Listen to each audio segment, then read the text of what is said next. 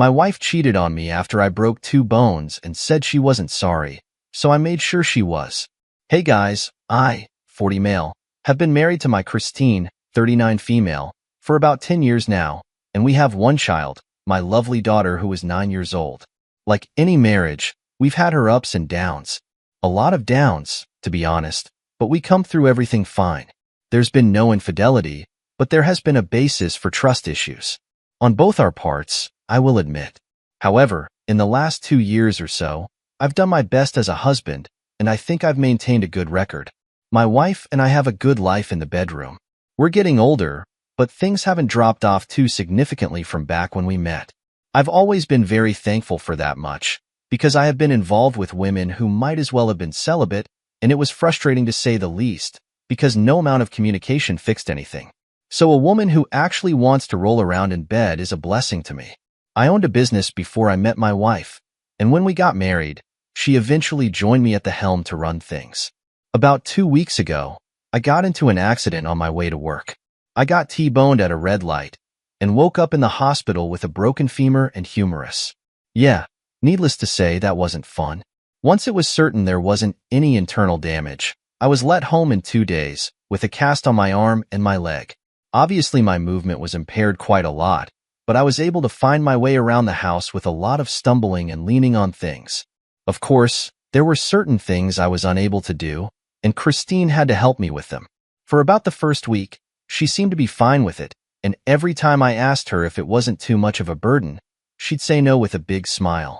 However, once I crossed over into the second week, I started to notice a bit of change in her attitude. To be honest, when I said our life in the bedroom is good, it's really good, and we usually don't go a full week without anything going on. So my first assumption was that it might have been because of that, especially because I was starting to feel my body craving it too. Again, when I asked her if I was being a burden, she said no, but this time she seemed more short with me. I asked her straight up whether it was because of the lack of action between us, but she said it wasn't and left the room promptly after that.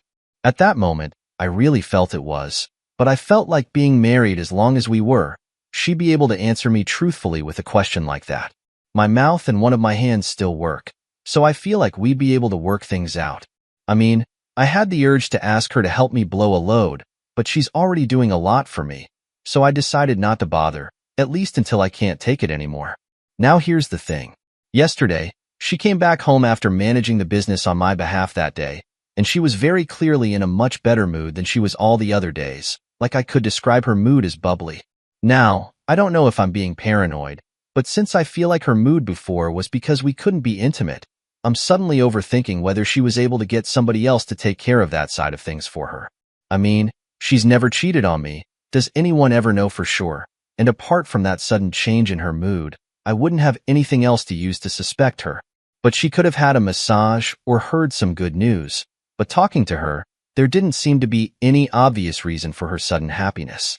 So, before I do anything rash, not like I can with the way I am right now, I want to hear all of your opinions. Should I try and do some digging, or should I just assume that she was just happy for some other reason? I mean, I feel like I might be jumping to conclusions after such a long time knowing each other, but let me know what you all think, please. Update 1. Hey everyone, it's been about 3 weeks since my last post, but I'm back with an update. A lot of you said I should go ahead and check her phone. Partners should be allowed to check each other's phones if they have nothing to hide. I know she can check mine as much as she wants because I've never had anything to hide. Well, I eventually did check, and boy, did I find things. Anyway, I wasn't about to ask her to hand it over because that would give her the chance to delete any evidence. I had to gain access to it at a time when I would have enough time to search all through things and potentially save any proof I found. Just so you know, after that day when she was all happy, she slowly went back into a mood, and then just another day was all bubbly again. It was the third time that she came back all happy that I got my chance. She was chewing gum, but I was sure I could smell a slight scent of booze following her. She also didn't kiss me as she got back home, but she was happy. I think it might have been whatever she drank, but it didn't take long for her to fall asleep, and she left her phone right beside her in bed. I never checked Catherine's phone before, but I was very anxious as I did it because I was scared she could wake up at any moment, and I'd have to start trying to explain myself. But the anxiety from not knowing whether she was cheating on me was honestly a lot worse, so I pushed through. There were no photos or videos of her with anyone unusual, but it was when I went to her messaging app that I saw an unread message from an Alex, and squinting at the profile picture, I saw it was the same Alex I knew that worked for me. The thing is, this normally wouldn't have been an issue since she was manning the workspace at the moment, but the message was, "Gotten home," with a kiss emoji at the end. I opened the message immediately, despite the last one being on read, and I went through everything up until the point where I had the accident. Things were very formal until about a day before the day that my wife had come home all bubbly the first time. She had started flirting with her heavily, and she returned the energy. He must have gotten some kind of green light at work that day to come on strong. And so it just made it clear how little I knew while I was at home recovering. I noticed that on the 3 occasions that my wife had come back in a brighter mood, Alex always asked her if she had gotten home, but he never did that on other days. Between those days, there was some flirting here and there, but nothing extreme, though it might as well have been. I took several pictures with my phone and put her phone back. This was about 2 days ago, and I really don't know what to do. She didn't seem any different the next day, so I don't think she suspected I touched her phone, probably because she was tipsy, but I really don't know what to do. I have all the evidence I need to come to a very solid conclusion that my wife has cheated on me with my employee at least 3 times. But how do I proceed from here in a way that actually makes sense? Do I just say divorce and figure everything out from here? The thing is, I feel so hurt. We haven't had a super rosy marriage, but for the most part, it has been good. I've never seen a fear of mine, but after I have an accident, that's when she decides to cheat on me. I've struggled to act normal around her, but I really don't know if I can take it any longer. I need this to end, but I can't let it just end with a divorce. I need more than that. I need to feel satisfied. Please, I've been trying to think of things I can do, but my mind is failing to put 2 thoughts together. I'll be waiting to hear what advice you all may have for me. Update 2. Wow, time flies. It's been a long time since my last update, but after posting it, I think I must have read through every single comment there. Thank you to everyone for all the kind words and suggestions, and I have to say, they certainly contributed to my approach. The first thing I did was to find a divorce lawyer. I didn't pay a routine right that time, but just wanted to know what I could do about his services.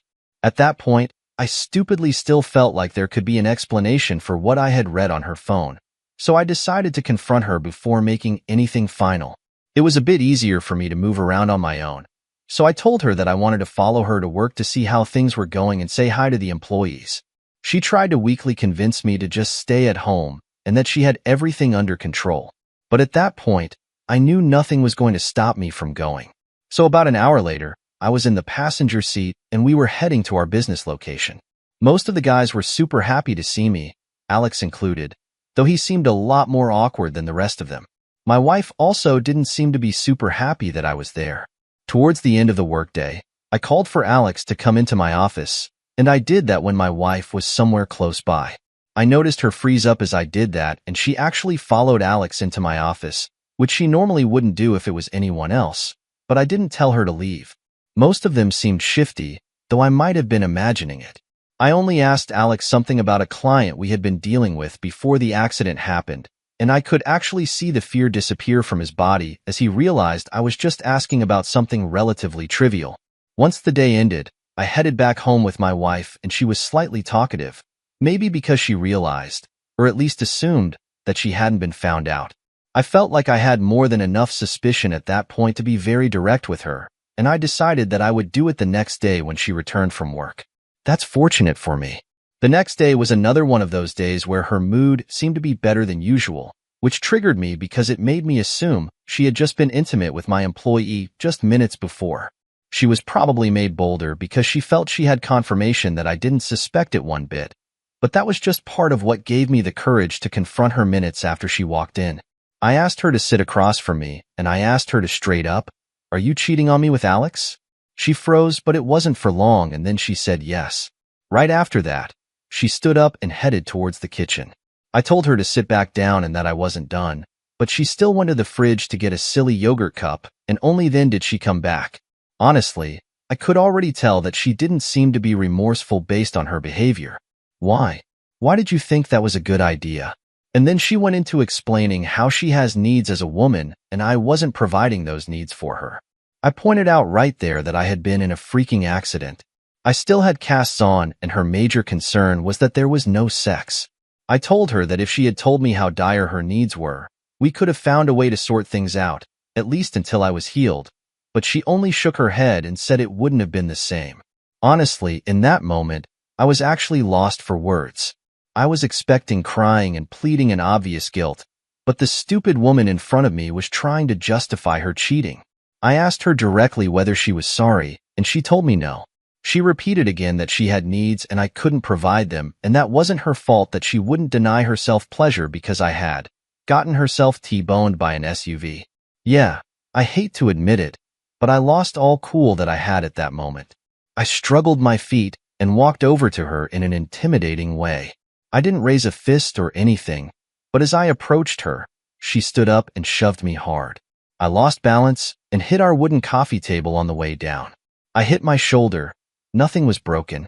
I confirmed eventually, and I lay on the floor in pain. A few minutes later, I heard the front door close and her car start up and drive away. Yeah, my wife definitely assumed to be X, knocked me over, and didn't even check if I was okay. I literally had 2 casts on. It was a few minutes before I could struggle up onto the couch, and my shoulder was in a lot of pain. The first thing I did was call the police because I actually lost all respect and love for her in that moment. I was seeing red. Apparently, the noise of our argument had woken up my daughter, and she was hiding near the top of the stairs when she saw me get pushed. She started crying when she saw me in pain, and it broke my heart. She kept asking what had happened between me and her mom, but I really didn't know what to tell her. Eventually, the police came, took a report from me, and I was taken to the hospital, along with my daughter for an X-ray, though fortunately, there was no lasting damage to my shoulder. I mean, considering I was on the way to recovery, I'd have been pissed if I broke something else. As soon as I got back home that night, I put my daughter to bed and sent a message to the divorce lawyer, telling him that I was ready to go ahead with things.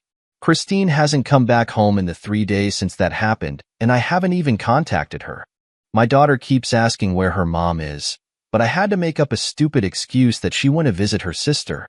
At this point, it's actually war, and I think I have everything I need to have things collapsed for Christine. She wasn't sorry for cheating on me, but my goal is to make her sorry. Final update. As I'm writing this, which should be the final update in my story, I'm doing so with a big smile on my face. I know it has been months since my last update, but if you're big fans of the sensation we call Schadenfreude, you're going to like this one. I know I do. The first thing that I did was send text messages to every single one of my Christine's relatives that I knew from her parents to a cousin that I had only met twice. I even sent it to the friends whose numbers I had because I was pissed. I didn't write a single thing that wasn't true, and I even sent them the pictures I had taken of the flirting between her and Alex back then. Some of them responded, and some of them didn't. The ones who responded were more sympathetic, and I assumed most of those who didn't were on Christine's side. My job there was done. Whether they took her side or not, I made sure her sleazebag behavior was well documented. After that, I went into work and I met Christine there. She was shocked to see me, probably thinking I was too crushed to do anything. It was barely 10 seconds before I pointed to her and Alex, the employee she had been cheating on me with, and told them they were both fired. She used to be my wife, but she was merely an employee. Her name was nowhere in the paperwork from the business, and I'm glad I had never brought her in on that extent. Alex was surprised by the thudness of it all, but he couldn't argue because he knew he was guilty. He had worked for me for 3 years, and he was surely going to have a fun time trying to use me as a reference for whatever his next job was going to be. Meanwhile, Christine looked furious. She walked up to me. Honestly, I was scared I was going to get hit again, though that would have worked nicely for me. And when she was at arm's length, I spun the divorce papers on her. Her face turned red because our employees were there, but I didn't care. She snatched the papers from me and marched out of the place. The rest of the day was awkward, and I had to deal with a lot of cursing and text from her later, once she realized the full extent of people I had told about her cheating. Again, my story doesn't end there. It still gets good. You remember the assault? I had a police report and a hospital report, and I went to the police station at the close of business to report things. I told them I wanted to press charges. To skip through things a bit, My divorce lawyer was able to help me structure the case beautifully as a complete bonus, and considering this came after I confronted her for cheating, she was unremorseful. I was injured. She left me there, and my daughter witnessed it. She got a week in jail and mandatory anger management classes. I hate that my little girl had to get a bit involved, but for me, it was worth it. The criminal record gladdened my heart. Then, we got to the actual divorce proceedings. These lasted a long time, especially because Christine was being extremely stubborn throughout the thing, but ultimately, it was a breeze, because there was way too much document proof of bad behavior on my ex-wife's part. I mean, she had assaulted me, which she didn't deny. She had cheated on me, which she didn't deny. And she was very clearly unremorseful about either one of them.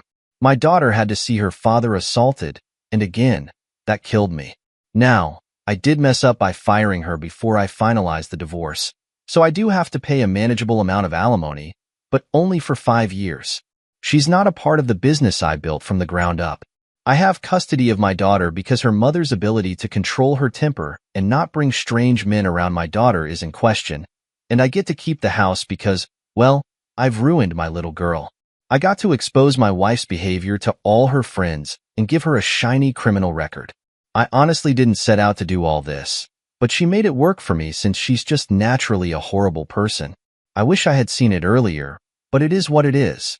I'm just glad the story is over and my daughter is safe with me. Life goes on, and I'll try and rebuild eventually, but for now, I'm happy with the way things went, and I hope you all are too. Edit. By the way, Alex had apparently the balls to put my name down as reference, and I made sure to professionally outline all his shortcomings as an employee, including the fact he may try to be inappropriate with the female partners of high-ranking employees. It was a fun to hear. Oh wow.